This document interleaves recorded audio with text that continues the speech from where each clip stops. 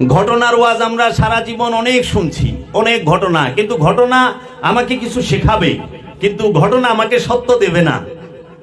সত্য আমি পাবো কোথায়? যখন আমি দর্শনে শিক্ষা পাবো। কোরআনুল মাজিদ হচ্ছে আত্মদর্শন। কোরআনুল মাজিদে অনেক বিষয় আছে যেগুলো দর্শন। আল্লাহ রাব্বুল আলামিন সমস্ত জগতের রহমত স্বরূপ আল্লাহর হাবিবকে প্রেরণ করেছেন। আল্লাহ কুরআনুল মাজিদে বলেছেন, আমা আরসালনাকা ইল্লা রাহমাতাল লিল আলামিন, হে আমার হাবিব, আমি আপনাকে জগৎ সমূহের রহমত হিসেবে প্রেরণ করলাম। আল্লাহর হাবিব রহমত হয়ে আমাদের জন্য জগতের বুকে এসেছেন। আল্লাহর হাবিবকে দেখা মানে রহমতকে দেখা। আল্লাহর হাবিবের বাণী শোনা মানে রহমতের বাণী শোনা। আল্লাহর হাবিবের মোহব্বত হৃদয়ে পয়দা করা মানে আল্লাহর রহমতের প্রতি, আল্লাহর রহমতের উপরে মোহব্বত পয়দা করা, মোহব্বত করা।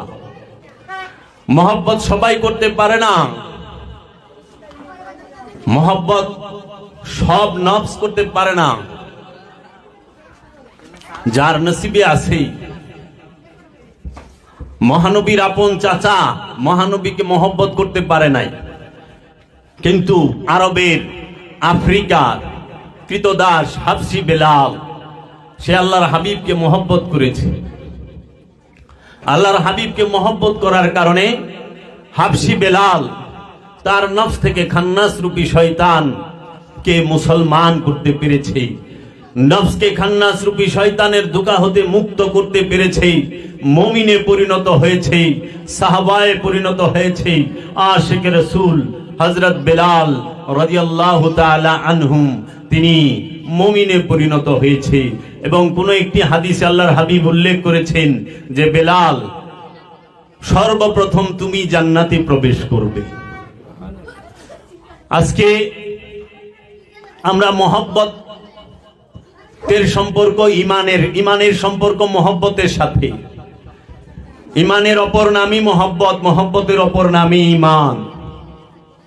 আল্লাহর হাবিব কোন সাহাবায়ে কেরামকে ভাষা শিখিয়ে মুমিনে পরিণত করেন নাই, মহব্বত করে মহব্বত শিখিয়ে মুমিনে পরিণত করেছেন। মহানবীর অনেক সাহাবা ছিল যাহারা লিখতে জানতেন না, পড়তে জানতেন না, কিন্তু তাহারা মুমিন। মহব্বত করতে বিদ্যার প্রয়োজন হয় না, মহব্বত করতে সম্পদের প্রয়োজন হয় না, মহব্বত করতে অর্থের প্রয়োজন হয় না, মহব্বত করতে জমিদারির প্রয়োজন হয় না, মহব্বত করতে রূপের প্রয়োজন হয় না। মহব্বত করতে কোনো শর্ত নাই, শুধু একটা জিনিসের প্রয়োজন, সেইটা হইল পবিত্র, পরিষ্কার, স্বচ্ছ একটা মনের প্রয়োজন, হৃদয়ের প্রয়োজন। মহব্বতের সম্পর্ক দেহের সাথে না, হৃদয়ের সাথে। মহব্বত অনেক বড় জিনিস। জগতে সেই বাদশাহ যে প্রেমিক, যে প্রেম, যে মহব্বত করতে পারে। খাজা গরিবে নওয়াজ সুলতানুল হিন্দ তার আপন মুর্শিদ খাজা উসমান হারুনি বাক্কাকে মহব্বত করেছেন, তাই তিনি সুলতানুল হিন্দ হয়েছেন, খাজা গরিবে নওয়াজ হয়েছেন। বাদশার বাদশা কমলেওয়ালা যেই সুলতানুল হিন্দ খাজা বাবা মোহাম্মদ গুরিরে ভিক্ষা দিছে ভারতবর্ষের মসনদ। মোহাম্মদ গুরিরে কাবুল কান্দাহার থেকে ডাইকা ইনা খাজা গরিবে নওয়াজ বলছে, হে মোহাম্মদ গুরি, তুমি বাদশাহী করো। মোহাম্মদ গুরি বলছিল, ওগো খাজা, আপনি তো করতে পারতেন এই বাদশাহী, আপনি আমাকে যে ফ্রিতে মাগনা দিলেন। তখন খাজা গরিবে নওয়াজ বলল, গুরি, তোমার জন্য বাদশাহী, আমার জন্য ফকিরি। ফকির যখন ভিক্ষা দেয় সেটা হয় বাদশাহী।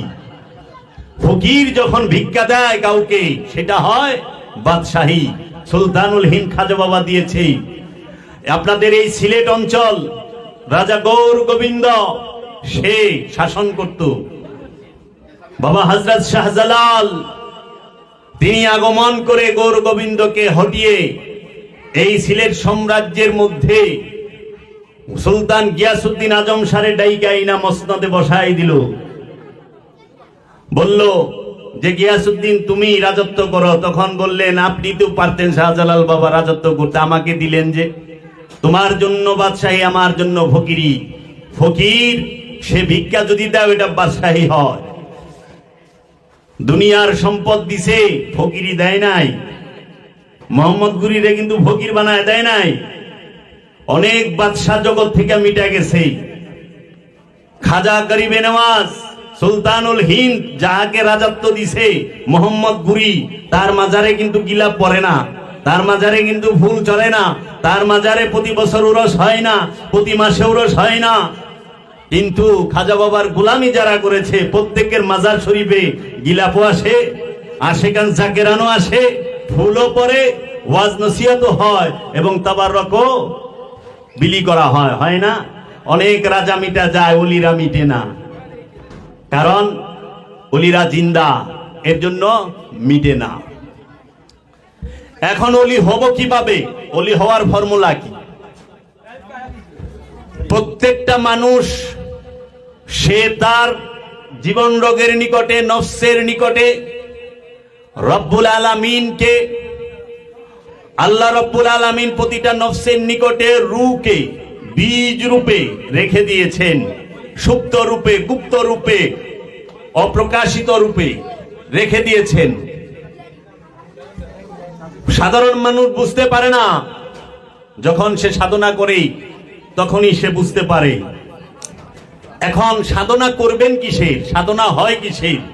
সবচেয়ে বড় বিষয় হইল এইটা, আমার অন্যের বিষয় জেনে আমার লাভ আছে।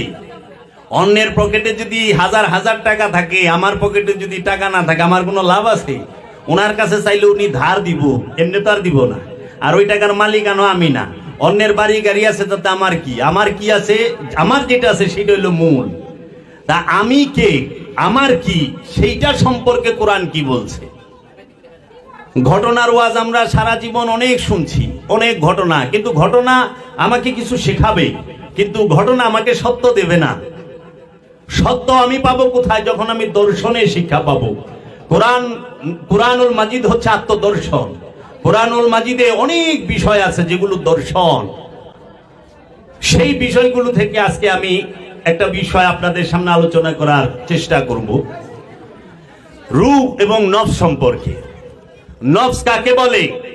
কোরআনুল মাজিদে আরবিতে বলা হয়েছে নফস। নফস এইটা হচ্ছে আমি নিজে, আপনি নিজে।